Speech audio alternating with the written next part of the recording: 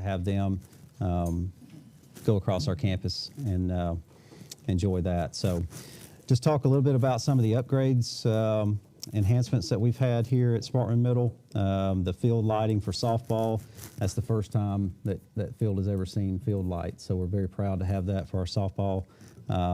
They're getting a new fence for baseball and softball complex.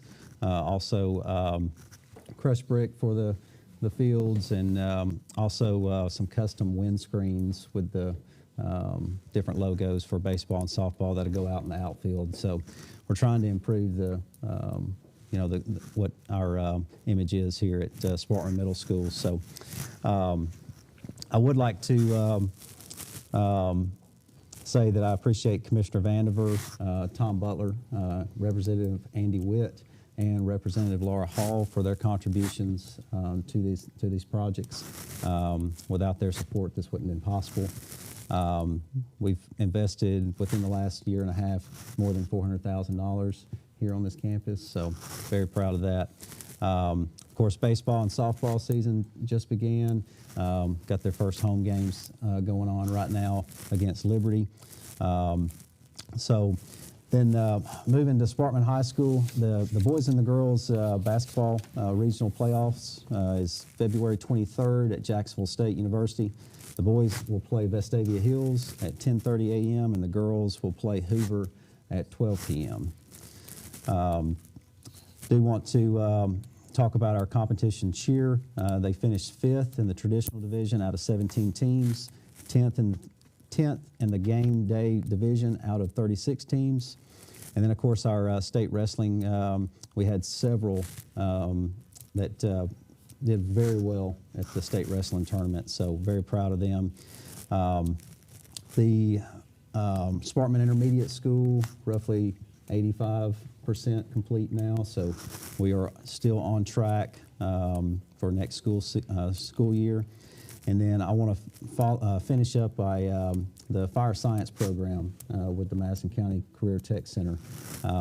We started that last year. We had 8 students that enrolled in that. This year we had, I believe, 22 that's finishing that program.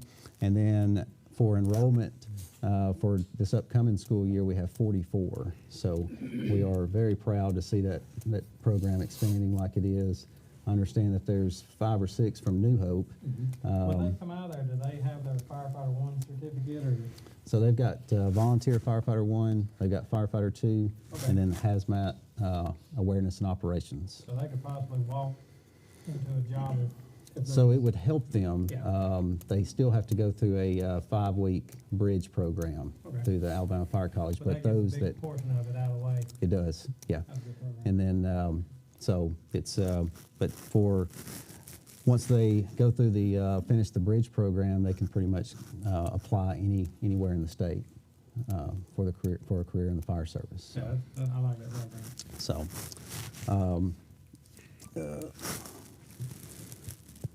Also from Sparkman High School, the National Merit finalist, there was 3 finalists from Sparkman High School, Caden Curtin, Phoebe King, Flora McDonald. So we're very excited about that. So, and I believe that concludes my highlights, Mr. President. Let's jump on down to District 5. Good evening, Mr. President. Our highlights are really pretty simple. They are in the Monrovia area. We have starting baseball and softball tonight, just as they are here at Sparkman. The players and parents are quite excited that we're going to start putting lights on Monrovia's soccer, baseball field and softball field. The school was built in 1996, so it's been about 30 years. So, and I want to thank the superintendent for recommending the lights. And there's no way that a principal can do a bake sale for the $300,000 to put lights at Sparkman or the $600,000 to put lights in Monrovia. So I really appreciate the support of our academics up here. We're starting soccer, baseball, and softball. We're starting to get geared up a little bit for the standardized test. Ms. Bass has been instrumental in providing services to improve the test scores at Monrovia Middle School's math department, which I'm very much dear to my heart. But all in all, things are going on real well with all three schools, and the elementary school, the middle school. We look forward to not only finishing the spring athletics, but getting ready to do phenomenal test scores. District. Thank you, Mr. President. Kind of echo off what they're saying, you know, baseball, softball is gearing up, getting started. Got a lot of home and away games tonight for my district. 2 high schools, so got them going each separate ways. The middle schools are starting out baseball and softball. Soccer's starting out good. Got some wins for New Hope and County High School, and got a little movement on some of our turf for the football fields at Mass County High School. They're moving some dirt. I seen at Buckhorn. They're starting to cut the sod off, so got those projects kind of going, and it'll be a big muddy, ugly mess for a little bit, but I'm ready to see them kind of get finished up. I got to mention one young man, Cade Juergens from Central School. He's an 8th grader. He competed at the high school level and come in 6th in the state in wrestling. So I thought that was pretty good. He's going to be fun to watch the next 4 years when he gets into his high school career. But that's all I got right now, and I appreciate the principal out here walking us around. And it's a good thing that we do these, because I've been in a lot of schools in Madison County, but I've never been in this one. So it's a good to get to see, you know, the other side of the county and see what their needs are and, you know, what we're voting on and stuff. All right, I'll just echo and be repeat here, but thank you for your hospitality, for having us. Good leaders can make or break a school system and stuff too, so we're thankful for the leadership, not just here, but across the district. Quick thing, again, just like everybody, tennis, starting up practicing soccer, baseball, softball. Buckhorn, we did have, I believe it was 4 or 5 finishers in the state wrestling tournaments, anywhere from 2nd, 3rd, and 4th. So there for them. Our JV, or our cheerleading team from Buckhorn High School, varsity game day, we're national champs again for 3 years in a row. So that's no easy feat there. Varsity traditional finished 3rd out of 77 teams. JV traditional, they were national champs this year, and then JV game day was 4th place out of a pretty large division there. So good job to them all. And so just this normal stuff, busy everywhere. But I do want to take say thank you to all of our administrators that are watching, our support staff, our nurses. Last week with the sicknesses and the numbers, a lot of people had to do double duties and stuff, so that can kind of go unnoticed when everything kind of gets back on the mend, but it was a lot of people had to step up and do a lot of different roles. So I just want to say thank you for all those, for our janitors, for our custodians, plant managers, everybody that worked during that time off this past weekend to clean our schools up and do their best. So we just want to say thank you for that. Yeah, if they didn't get that day off like the kids did, they had to come in and clean. I guess our numbers really, that really helped. I mean, our numbers hadn't went back up. We're down around 13%, was that right, Ms. Perkins? Was it 8% now? So that was a good call, Mr. Superintendent. I saved the best for last. Y'all knew I was gonna say it. I'm gonna start with our boys basketball. I'm just gonna say it. We were robbed Saturday night. We was just robbed. They played really hard, lost by a fraction, and there were some bad calls, and I guess that's what win and loses games a lot of times. But I really felt like we were robbed then. Our girls are playing at Wallace State tonight. They beat Coleman and got to move on, and the boys got beat by Coleman because of some bad calls. Baseball's playing tonight. It's the same across the county. One thing that I did want to bring to everybody's attention is we have, Doc and I, Dr. Hedden and I, have met with the owners of Jefferson, and they are putting a wing stand in Hazel Green. We're very excited about that. They come to us and want to support our athletics before they even open the location. So that is hopefully going to be a great partnership. We were on the phone call. We're going to meet with them. They're going to open mid-March. We're going to meet with them next week. We've done it by phone. And when we first talked to him, Doc was saying, yeah, we could do this, we could do this, we could do this. And I said, as you can see, we have a lot of needs. Y'all are gonna have to decide what y'all wanna help us with, and we welcome all the help we can get. And we always love partners like that in our community, and they really wanna be a part of the Hazel Green, community. So, I guess that's it with Hazel Green. I mean, that's not it, but that's all I can come up with at this point. Okay, thank you, sir. So the purpose for tonight is we have what we call the road show. And so during this academic year, the actual school year, we go out and each one of the district board members selects a school and we go visit that school. So we started off in District 1, then we went to District 2, and then in District 3, now we're in District 4. So tonight we're at Sparkman Middle School, and then next week we'll be back because of spring break. Next month we'll be back at the district office, but then in April we'll be in Mr. Burr's in District 5. So it'll be, I believe it's gonna be Monrovia Elementary, is that correct, sir? So we'll be down at Monrovia Elementary.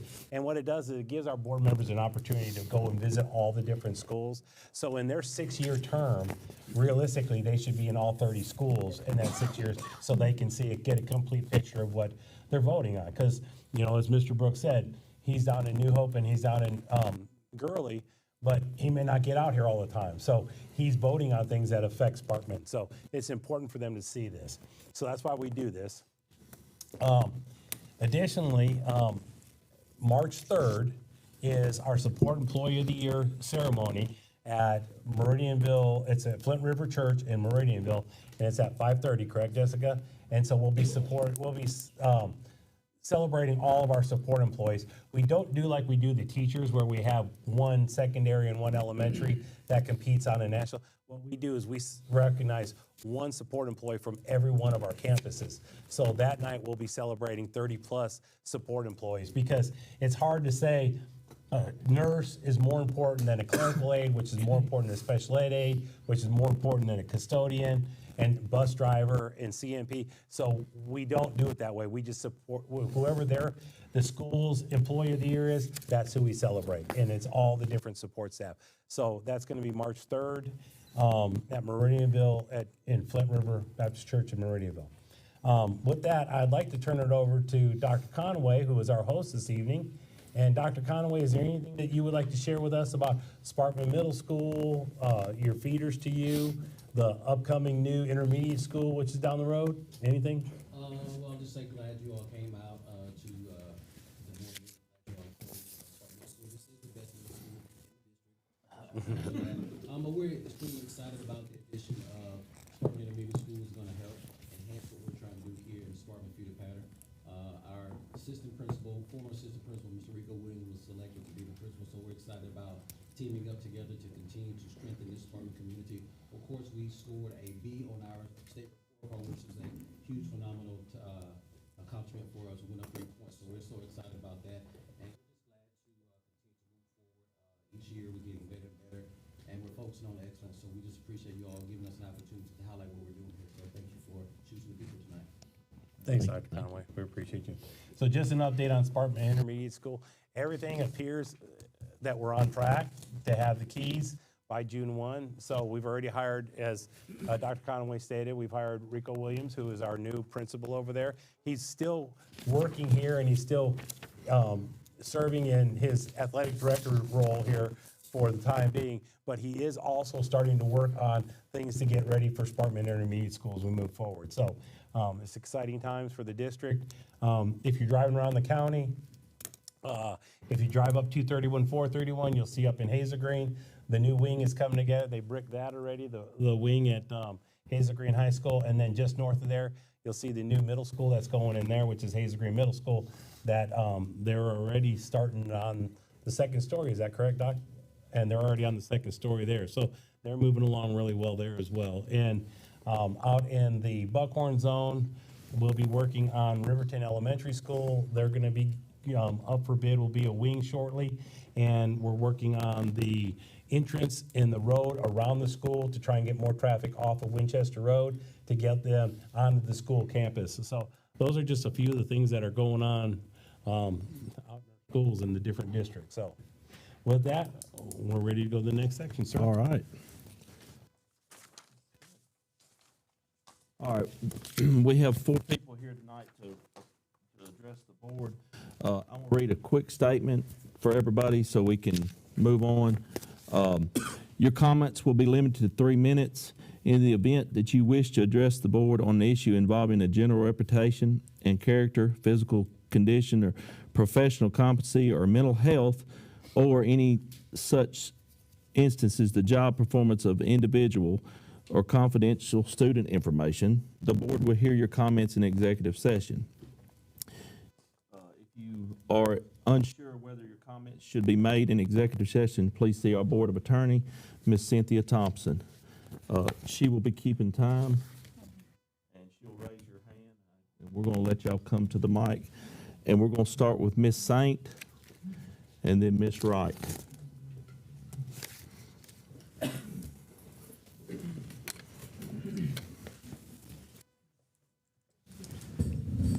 Good evening, my name is Lynn Saint. I'm here tonight to speak on behalf of my family, but especially my daughter, Olivia, in regards to Coco Tate Crutcher.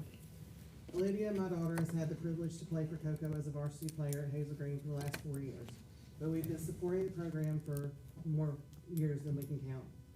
Olivia was 7 when she attended her first volleyball camp at Hazel Green and decided she wanted to play. So we signed her up for rec and she was hooked. By 11, she had decided to only play volleyball, started training and preparing herself for her dream to play at Hazel Green and for Coco. At the end of 8th grade, she tried out for Hazel Green, and I remember picking her up that afternoon. She was beaming from ear to ear because she had tried out on the varsity court.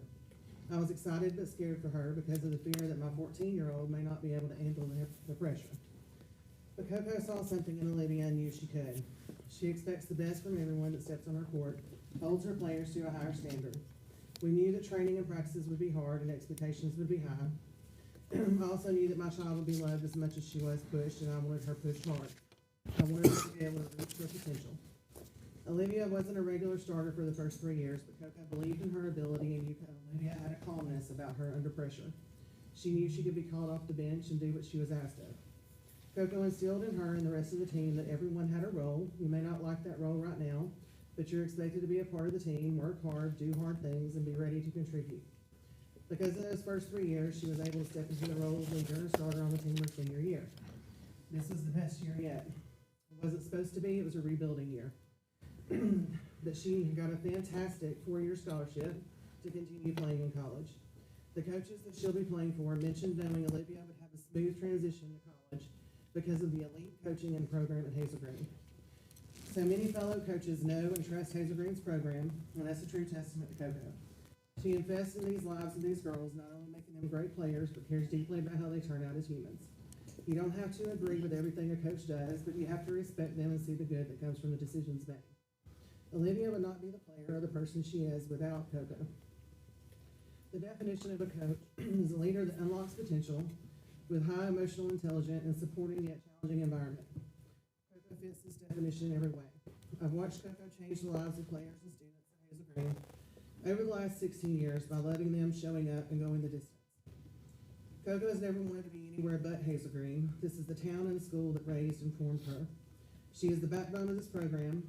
She kept the elite program and tradition of winning that our coach, Glenda Wright, built, all while building her own rich legacy. Volleyball at Hazel Green will never be the same without Coco Tate Crutcher at the helm. Thank you for your time.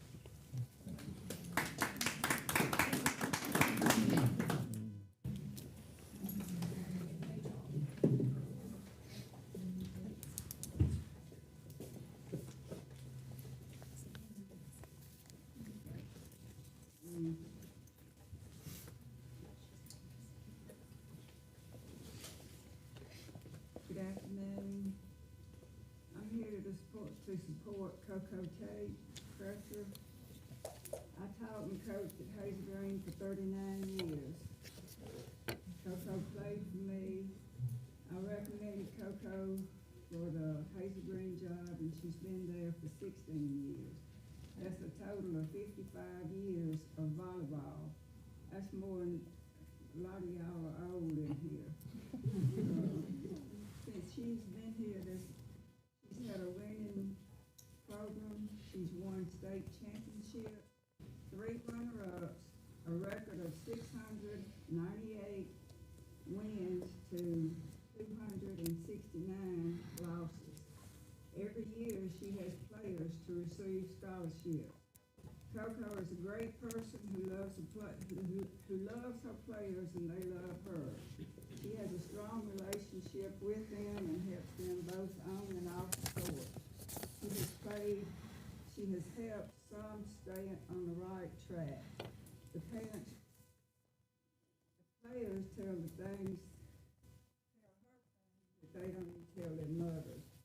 She handles her discipline problems, unless it is severe, she takes it to the administration. There are no blemishes on Coco's record. This is an innocent mistake. She was approached about the violation. She took full responsibility for it, took the blame 100%. That's the person that she is, and we all make mistakes. And I just want to thank the board for giving me this opportunity to speak. Thank you. Thank you, ma'am.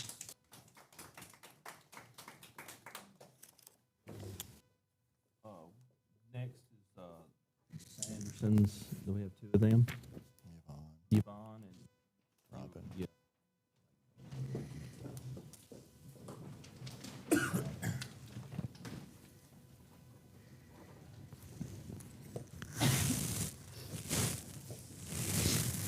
Good evening, everyone. My name is Robin Sanderson, and I attend Sparkman High School. I'm not here because I wasn't smart enough. I'm not here because I didn't work hard enough. I'm here because the system that was designed to measure potential forgot to measure people. I'm a 3.9 GPA student, a dual enrollment student, and am involved in 7 clubs. I have consistently taken AP classes and shown up to take the exams in May. I did everything I was told to do. Push myself, take the hardest classes, challenge myself, and prepare for college early. So I did. This year I took AP pre-calculus. It was rigorous and demanding, filled with late nights and early mornings. At the end of the semester, my grade was a C. Not because I didn't try, not because I stopped caring, but because grief has no time limit. 2 years ago, I lost my cousin, and the anniversary of his death fell during that semester. No matter how organized or determined I am, there are days when my heart feels heavier than my backpack. My cousin was only a year older than me. He wasn't just family, he was my closest cousin. Someone who felt more like a built-in best friend. We grew up side by side, close in age, close in everything. When he passed away, I didn't just lose someone I loved, I lost the person who stood just ahead of me in life. And suddenly, the expectation of being the oldest, the example, the strong one fell on me. I was grieving, but I was also expected to push through and keep going. To lead when I still felt like I was trying to find my footing. That weight didn't disappear when I walked into class. I carried it with me while still trying to be the student, friend, and daughter everyone expected me to be. Balancing grief and responsibility while trying to maintain my grades, made every assignment, every test, and every grade matter even more. Especially when one technicality could determine my future. At my school, AP classes receive a 10-point boost after taking the AP exam, meaning that a C becomes a B. The application deadline for the Delta Gems Honor Convocation Scholarship was in January. To qualify, my scholarship had to show only A's and B's. On paper, I had a C. In reality, I had earned a B. Due to the policy delay in applying the candidates, I was disqualified from a scholarship I had worked hard to. What makes this even more difficult is that this situation was preventable. The policy already acknowledges that AP courses carry additional weight and rigor. The 10-point boost exists for a reason, to accurately reflect the challenge of the course. However, because the adjustment is not applied until after the AP exam in May, students applying for scholarships, honors, or early opportunities are evaluated on transcripts that do not fully represent the academic standard. It makes it harder knowing that sometimes the classroom experience itself does not match the expectations placed on us. Some teachers don't truly teach. They rely almost entirely on videos, leaving us to figure things out on our own. Yet in my dual enrollment courses, where much of the work is online and in person, I still learn more because my professors engage, explain, and hold us to a higher standard of understanding. The difference is not the technology, the difference is the guidance. When support is inconsistent, the responsibility falls entirely on us as students. And when you are already carrying grief, that weight becomes heavier. Well, so tonight I am not just sharing my story, I am asking for change. I respectfully ask the Board of Education to revise the placement policy so that AP rating is accessible to individuals and students who are enrolled in the courses and registered for the AP exam. However, transcripts submitted for Time's up. scholarships and honors. Your time's up, I'm sorry. Thank you.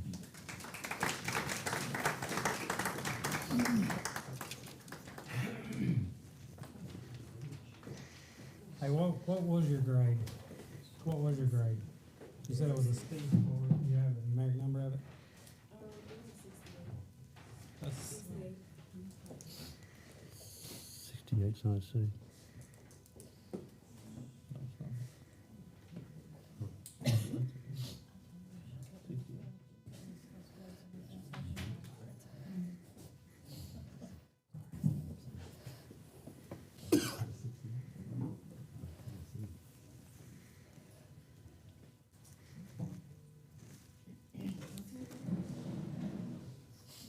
Good evening. I bring to your attention, and to the board and all are present, I bring to your attention 3 areas of concern. Last fall, 2025, my daughter took a pre-AP course at one of your high schools. Upon completion of the course, a grade was earned. In January of 2026, she ordered a transcript, and a grade was reflected on the transcript. I called the district office several days prior to January 14th to speak with someone about the grade appearing on the transcript. I left a message numerous times to receive no response. I finally spoke with Ms. Fanny on January 14th. She advised me that the AP grade policy was revised in March of 2025 to reflect the added weight at the end of the school year instead of at the end of the semester. My concern is related to this new policy. AP weight. The course is complete, a passing grade was earned, the weight was not.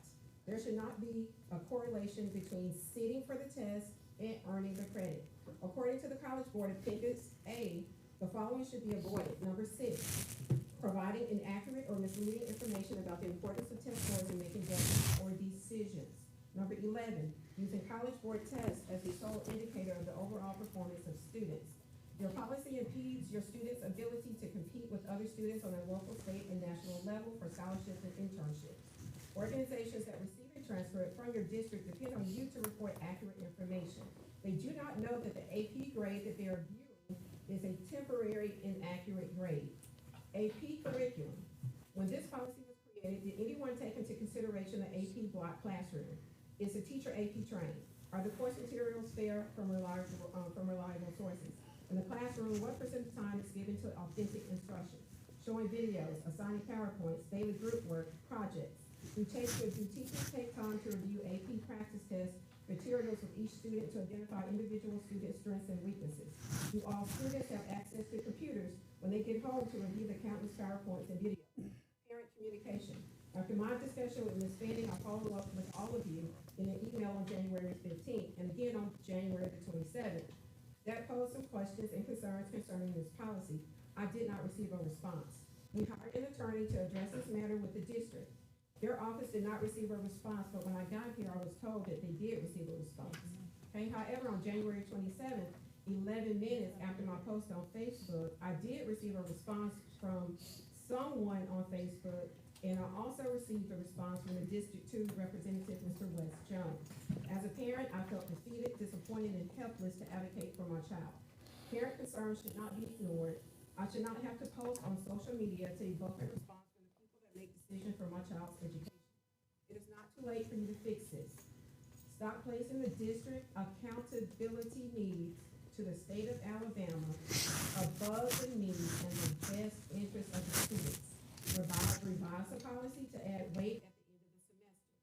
Create a parent advisory committee to help you make good decisions. And everything that you do, ask yourself, does this policy serve the big picture that you spoke about, Dr. Gibson, and the best interest of the students? Thank you.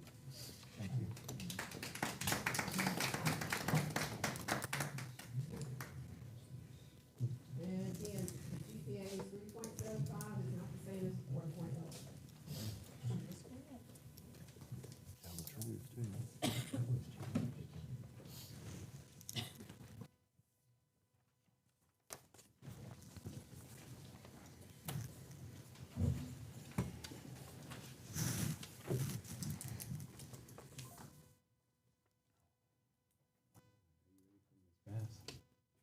Well, I just want to tell everybody, thank y'all for coming. This is time for us to hear stuff that we don't hear publicly sometimes.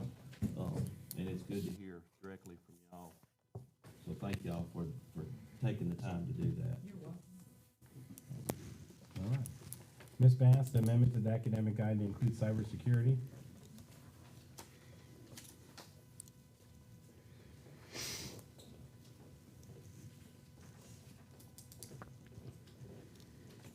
You all adopted and approved the academic guide a few months back. And, at the time that it was adopted, the state had not finalized the course description and the course code for cybersecurity. But it has been released by the state now, and we would like to offer it next school year. And in order to do that, we need to add that course description to the academic guide. You guys have a copy of it.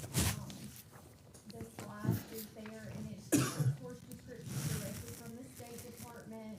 And then the only reason it wasn't included in the initial is because the state was not giving us a code for a course description at that time. So tonight is just information, and then I'd like to bring it back to propose an approval of adding that, to the academic guide at the next board meeting. What grades can take it? Is it ninth or is it gonna be a minimum? Cybersecurity, so there will be prerequisites to that class. So most likely, it would be juniors and seniors Okay. in that range. Although there might be some in our cyber patriots, we have some cyber patriot courses in our middle grades. And some of those courses, may make up for that prerequisite decision for them to be able to take it a little bit earlier. But I would anticipate primarily, 11th and 12th grade. Okay. I was just asking because I'm about to go tell my son, he went to tech for cybersecurity in 10th grade, so I didn't know if he could come back in 11th grade and take this. Yes. So it'll be AP? Okay. And all of that's kind of new. College Board had, been tasked with developing something in that area of STEM. They develop it, then the state, it has to go to the State Board of Education for approval. It's just a slower process when something new like that rolls out. But Brittany Cortez is working, with our schools to make sure that we have teachers who are able to get trained to offer that course. Is it a 2-year program or one? The AP course is a 1-year Okay. program. Okay. The cybersecurity can be a multi-year with certifications. If your son has been through it at Tech, you would know that all comes with lots of little certifications that they can Right. earn along the way. Ms. Bass, this listing will outline the prerequisites that are required. It will. Okay, thank you. I guess that the state, because I copied that directly from what the state sent approval, but I'll double check on that before we add it to the academic guide. Before we vote on it. So we'll bring this back to y'all in, next month for approval, and it'll just be added to the academic guide as is with the addendum. So that way, the kids will have the opportunity to enroll in it for next school year. And if there's any specific prerequisites that need to be added to that for the academic guide, I'll make sure that. I realize it's a new thing, but when we give out information, I want it to be as complete as possible. Understood. Any other questions? Thank you, ma'am. Thanks, Ms. Bass. You ready to move on? Ms. Sanderson, the grades you told us that you had on the, Ms. Thompson asked you not to discuss anything in open session about grades. I'd like to know that, well, then I want to know that before. Can you get that for us? Okay, Their attorney that they represented. gotcha. Before we move on, I just want to say, we listen to everybody that comes in and speaks, parents, teachers, ex-teachers, ex-coaches. But it takes a lot for a student to come, I appreciate the students' aspect of it. So, thank you for having the courage to come up and speak. Yes, sir. All right. I recommend approval of the board reimbursement resolution as submitted. Motion. I have a motion and a second. Do I have any discussion? I would like to say, this is knocking it out of the park. I mean, we've never had this brought to us before. Correct. And this was a great catch on our CFSO's part to protect us down the road, and I appreciate, he's getting bigger tonight because he's under the weather, but I just want to make sure that we get that. I've already told him, but I wanted to say it publicly. This is a big deal for us. So. All right. All we need to vote? Yeah. All in favor? All in favor? I recommend approval of the November 2025 financial statement and payment of bills as submitted. Second. I have a motion and second discussion. All in favor, say aye. Aye. All in favor? I recommend approval of the December 2025 financial statement and payment of bills as submitted.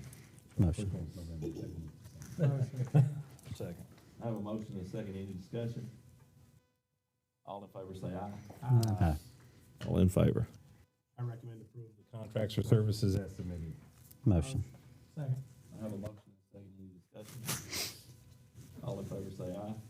Aye. All in favor? I recommend approval of the personnel items and the addendum as submitted. Motion. Second. I have a motion and a second. Any discussion? All in favor, say aye. Aye. All in favor? Bruce, want to say anything about the addendum? You want to say anything about the addendum? Oh, well, nobody's here from my district, but the football coach, we've got a football coach coming back to us. Was it Etowah County? He was at Edward. He used to coach at Madison County High School. Mr. Peavy, he's coming back home, but he'll be coaching at New Hope High School, so congratulations to him. Football coach. Get a new turf field this year. That's right. And he did take, Madison County made the playoffs like 4 years while he was coach. Yeah, it's big news for the little community we got. Yeah. They're excited about it. Yep. All right, sir, that's administrative items. We have an executive session. We'll go into executive session. It's pending litigation and, You have a certification from me. I have a certification from our board attorney. We will not be voting on anything when we come back. We will go into executive session and then we will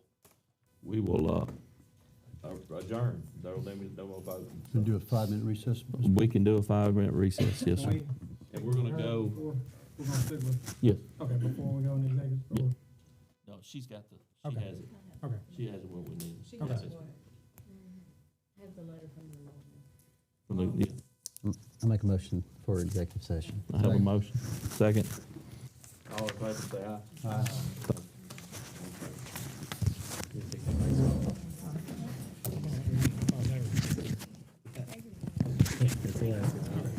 Yes.